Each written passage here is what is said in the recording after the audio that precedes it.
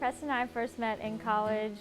It was the end of my junior year and I guess the end of his fifth year senior year, and they had just won the national championship. And I had shoulder surgery right after it, and I didn't really have the opportunity to soak in the moment in Tuscaloosa. So a couple of my teammates came over, and so I strapped my sling on and went out. We went to this nasty bar in Tuscaloosa called Galette's. Olivia was with Candace Rosenkrantz, who was a good friend of mine and used to date one of my teammates. It's toward the end of the night, and this guy walks up to me, and he's huge, and he is wearing a Bob Marley tie-dyed t-shirt and a bandana around his head and some like old ratty jeans and flip-flops. With a sling on, under the influence of pain medication, and finally had the courage to go up and kind of pretend like she wasn't there and talk to Candace for a little while. And he looked like an idiot. We had bumped shoulders a couple times, but never really spent a whole lot of time around each other. So I basically sat over there and talked to her for quite a few hours. And as they're sweeping the floors and sending everybody out of the bar, I told her, I was like, I'd love to take you to dinner sometime or hang out after this. But I mean, he'd been partying a little too much, and so I told him that he could just call me when he was sober, and kind of walked out. So he didn't call me for a few months. Yeah, I had the DC excuse. So I called her when I left DC and basically told her that it was 65 degrees in the middle of March or April, whatever it was, and I'd worn a wool blazer, and she said, "You're a complainer." When she said that, I kind of knew that we'd get along just fine. She's as pretty as anybody on the earth. I think she's incredible. I think she's extremely exotic looking, and for a redneck like me, I thought that was awesome, so I chased it.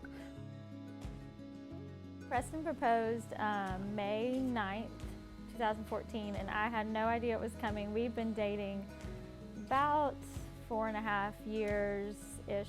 It came to a point where it was put up or shut up, and I went and saw Salem.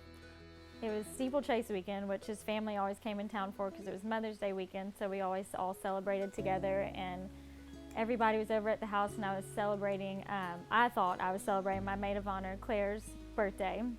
I didn't really have anything I wanted to do. I just know that the most important thing to Olivia is she's very traditional. So when her mom asked me why I was going to do it, when I told her I was going to propose, after crying for about 10 minutes, she asked me, and I told her that I thought the best thing and the way to kind of pay tribute to Olivia and who she is as a person is to do it here.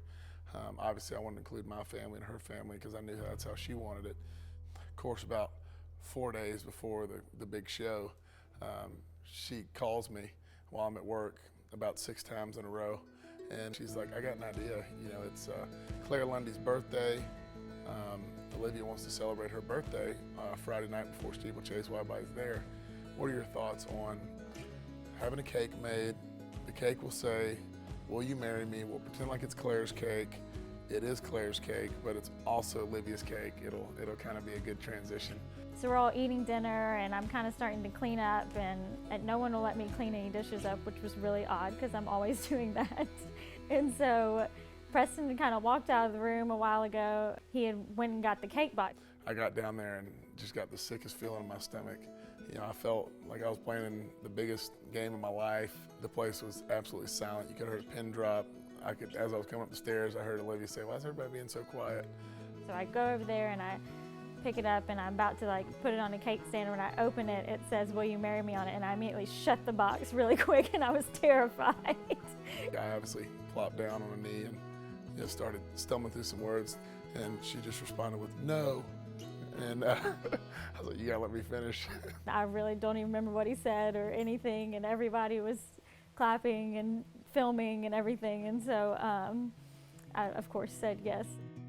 I trust Olivia with all of my heart. She kind of taught me what it means to have a giving heart, and to kind of put people in front of yourself, and to see somebody that had no regard for their own kind of advancement, but to kind of they want to make sure that everybody's happy and content around them. That was pretty cool. He's just so full of life. There's never a boring day or a day I don't remember. I guess I remember pretty much every day with him, and I had an awesome childhood and an awesome family, and still do have all of that and awesome friends, but it's kind of like once he came into my life, I don't really remember what life was like before him. I mean, he fills up so much of it and is there for pretty much everything. Yeah, I really do know that whatever she believes, although it may not be right, she thinks that it's the best thing for us. She's brought me closer to God through doing that, because I know that any intention she has for me is not malicious. I know that it's what's best for me. He has always made my life more than it was before. Our friends and family especially had a huge impact on, I guess, the people we are today and where we are now. I mean, Preston, he kind of became a part of my family, which made kind of everyone a big part of our relationship to the day. So him and my mom are, they love each other like mother and son, but they argue like mother and son, which has been funny and entertaining over the years. We've got a great group of friends from where we're from, where we went to school, and they really surround us with love.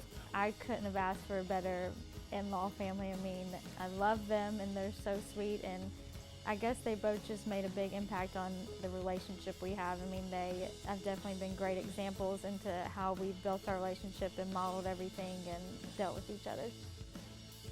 Steamboat is a place that was very near and dear to Olivia and her family's hearts. I had the opportunity since I was young on Mardi Gras breaks for Mobile to go to Steamboat as well, and we treat this town like a home that we're going to, and we're really excited that you guys can be there to witness us join our families and join our lives together. Olivia and I have been talking about it for over a year now, how excited we are to talk to God and to make this thing legitimate. Olivia, I love you. Can't wait.